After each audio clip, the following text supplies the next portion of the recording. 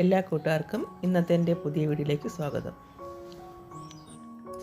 ഇന്നത്തെ എൻ്റെ റെസിപ്പി ഒരു അറബിക് ഡിഷാണ്, ഡംപ്ലിംഗ് ലുക്കൈമത്ത്. അറബികളുടെ ഏത് ആഘോഷങ്ങളിലും ഇത് ഒഴിച്ചുവിടാൻ പറ്റാത്തൊരു ഡിഷാണ്.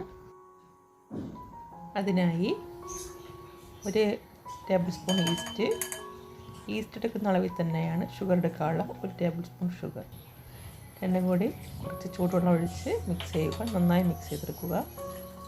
ഈ ഒരു ഡിഷ് ഉണ്ടാക്കുന്നതിന് കുറച്ച് ക്ഷമ വേണം. ഒത്തിരി നേരം നമ്മൾ സമയം മെനക്കെട്ടുണ്ടാക്കുന്ന ഡിഷാണ്. ഞാൻ ഒരു 7-7.5 മിനിറ്റിനകത്ത് ഞാൻ ചുരുക്കി കാണിക്കുന്നതാണ്. മിക്സ് ചെയ്ത് വെച്ചിട്ടുള്ള ഈസ്റ്റിലേക്ക് 2 കപ്പ് മൈദ ഇട്ട് കൊടുക്കണം. 2 ടേബിൾ സ്പൂൺ കോൺഫ്ലവർ. 2 കപ്പ് മൈദയ്ക്ക് 2 tablespoon cornflour, 2 tablespoon പാൽപ്പൊടി, 2 പിഞ്ച് ഉപ്പ് എല്ലാം ചേർത്ത് ചെറു ചൂടുവെള്ളത്തിൽ കുഴയ്ക്കുക. ഞാനിവിടെ ഈസ്റ്റ് കലക്കിയ വെള്ളവും ഈ മാവ് കലക്കിയ വെള്ളവും കൂടെ ചേർത്തിട്ട് ഏകദേശം 1-1.25 കപ്പ് വെള്ളം ചേർത്തിട്ടുണ്ട്. അത് നിങ്ങളുടെ പരുവം നോക്കിയിട്ട് വേണം ചേർക്കാൻ. കുറേശ്ശെ ഒഴിച്ച് കൊടുത്ത് കുഴച്ചാൽ മതി. വെള്ളം കൂടിപ്പോകരുത്. നല്ല കട്ടിക്ക് തന്നെ ഇത് കുഴച്ചെടുക്കണം. ഞാൻ ലാസ്റ്റ് ഇത് കാണിക്കാം, കുഴച്ചിട്ട് ഏത് പരുവമാണെന്ന് കാണിക്കാം. വെള്ളം കൂടിപ്പോയാൽ ഇത് ഉണ്ടാക്കുന്നത് ശരിയാവത്തില്ല. നല്ലതുപോലെ പരുവം കിട്ടണം ഈ മാവ്, എന്നാലേ നമ്മൾ ഉദ്ദേശിക്കുന്ന രീതിയിൽ നമുക്ക് കിട്ടത്തുള്ളൂ. ഈസ്റ്റ് കലക്കിയ വെള്ളം മാറ്റിയിട്ട് ഞാൻ 1 കപ്പ് വെള്ളം ചേർത്തിട്ടുണ്ട് 2 കപ്പ് മാവിന്. ഈ പരുവത്തിൽ കുഴച്ചെടുക്കണം. ഇതിലേക്ക് 2 ടേബിൾ സ്പൂൺ കുക്കിംഗ് ഓയിലൂടെ ചേർത്ത് ഒന്നും കൂടി മിക്സ് ചെയ്ത് നല്ലതുപോലെ കുഴച്ചെടുക്കണം ഈ മാവ്, എന്നാലേ ആ പരുവം കിട്ടത്തുള്ളൂ. കുക്കിംഗ് ഓയിലൂടെ മിക്സ് ചെയ്ത് നന്നായി കുഴച്ച് 1 മണിക്കൂർ റെസ്റ്റ് ചെയ്യാൻ വയ്ക്കുക. കുഴച്ച് കഴിഞ്ഞിട്ട് സ്പാച്ചിൽ ഉപയോഗിച്ച് ഇതുപോലെ സൈഡൊക്കെ വൃത്തിയാക്കിയിട്ട് ഒരു പ്ലാസ്റ്റിക് റാപ്പ് കൊണ്ടോ ഒരു അടപ്പ് കൊണ്ടോ മൂടി വയ്ക്കാം. 1 മണിക്കൂർ കഴിഞ്ഞിട്ട് എടുത്താൽ മതി. വീഡിയോ ഫുള്ള് സ്കിപ്പ് ചെയ്യാതെ കാണണേ കൂട്ടുകാരെ.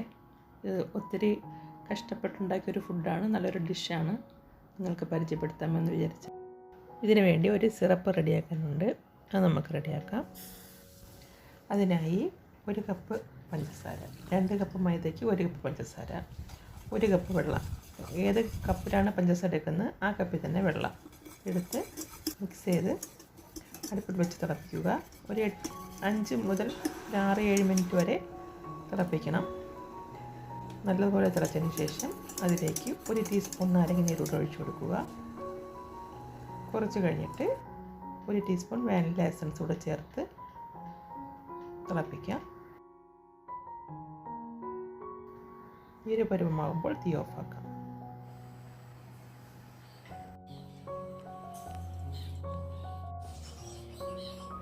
മാവ് കുഴച്ച് വെച്ചിട്ട് ഏകദേശം 1 മണിക്കൂറായിട്ടുണ്ട്. നമ്മൾ കാച്ചിയെടുത്ത പഞ്ചസാര പാനി ഒരു പാത്രത്തിലേക്ക് ഒഴിക്കുക.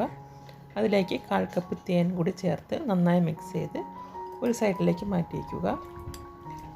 ലുക്കൈമത്ത് പൊരിച്ച് ചൂടോടുകൂടി തന്നെ ഇതിലിടണം. ഏകദേശം 1 മണിക്കൂർ ആയി. നമുക്ക് ലുക്കൈമത്ത് ഉണ്ടാക്കാം. അതിനുവേണ്ടി ഇതിലുള്ള ബബിൾസൊക്കെ ഇറക്കം ഒന്ന് പുറത്ത് കളയാൻ വേണ്ടിയിട്ട് ഒന്ന് മിക്സ് ചെയ്ത് കൊടുക്കുക. അതിനുശേഷം ഒരു ചട്ടി അടുപ്പത്ത് വെച്ചിട്ട് കുക്കിംഗ് ഓയിൽ ഒഴിച്ചു കൊടുക്കുക.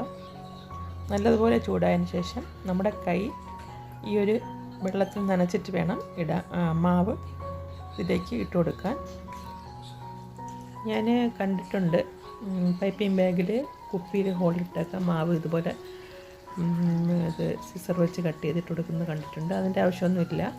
നമുക്ക് ആ കൈ കുറച്ച് മാവിൻ്റെ അളവ് കുറച്ചിട്ട് നമ്മുടെ കൈ നനച്ചിട്ട് ഓരോ ഡ്രോപ്പായിട്ട് ഇട്ട് കൊടുത്താൽ മതി.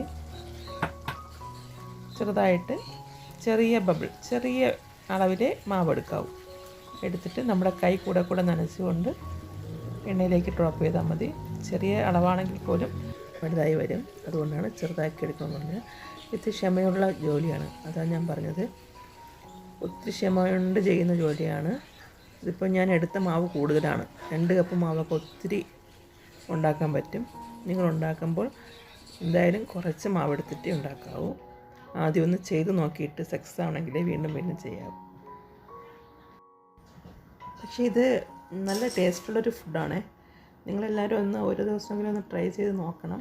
നല്ല നമുക്കിത് കഴിച്ചു കൊണ്ടേയിരിക്കും. ഒത്തിരി ഉണ്ടെങ്കിലും എത്ര കഴിച്ചാലും മതി വരാത്തൊരു ഡിഷാണ്. പക്ഷെ അടിപൊളി ടേസ്റ്റാണ്. നമ്മൾ ആദ്യം ഇട്ട് കൊടുത്തത് ആദ്യം ബ്രൗൺ നിറമാകും. ലൈറ്റ് ബ്രൗൺ നിറമാകുമ്പോൾ തന്നെ ഇത് കോരിയെടുക്കുക. എന്നിട്ട് രണ്ടാമത് വീണ്ടും ഒന്ന് റിപ്പീറ്റ് ചെയ്യാനുള്ളത് കൊണ്ട് ഒരുപാട് ബ്രൗൺ നിറമാകാൻ നിൽക്കേണ്ട. അങ്ങനെ ഞാൻ എടുത്തു വെച്ചിട്ടുള്ള എല്ലാ മാവും ഇതുപോലെ ഇട്ട് കൊടുത്ത് വറുത്ത് കോരുക. മാവ് എണ്ണയിലിട്ട് കൊടുത്തിട്ട് ഇതുപോലെ ഇളക്കി കൊടുക്കണം. എന്നാലേ ഇത് എല്ലാ ഭാഗവും ഒരുപോലെ ബ്രൗൺ നിറമായി കിട്ടുള്ളൂ. അല്ലെങ്കിൽ ഒരു ഭാഗം വെളുത്തിട്ടും ഒരു ഭാഗം ബ്രൗൺ നിറമായിരിക്കും. അതുകൊണ്ട് ഇങ്ങനെ ഇളക്കി കൊടുക്കണം. നമ്മൾ ചിപ്സൊക്കെ പൊരിക്കുമ്പം ഇളക്കി കൊടുക്കത്തില്ല, അതുപോലെ ഇളക്കി കൊടുത്തുകൊണ്ടിരിക്കുക. കൈ എപ്പോഴും നനച്ചു കൊടുക്കാൻ ശ്രദ്ധിക്കണം. എന്നാലേ ഈ ഡംപ്ലിങ്ങിന് അതിൻ്റേതായിട്ടുള്ള ഷേപ്പ് കിട്ടത്തുള്ളൂ. ഇത്ര മാവാണ് ഞാൻ എടുക്കുന്നത്. എന്നിട്ട് പോലും അത് പരുവമായി വരുമ്പോൾ നല്ല വീർത്ത് വരും.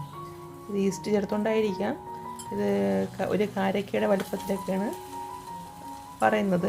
പക്ഷേ നമ്മൾ ഉണ്ടാക്കി വരുമ്പോൾ അതിൽ നിന്നും കുറച്ചുകൂടെ വലുപ്പമായിരിക്കും. അപ്പോൾ ഞാൻ എല്ലാം വറുത്തെടുത്തിട്ടുണ്ട്.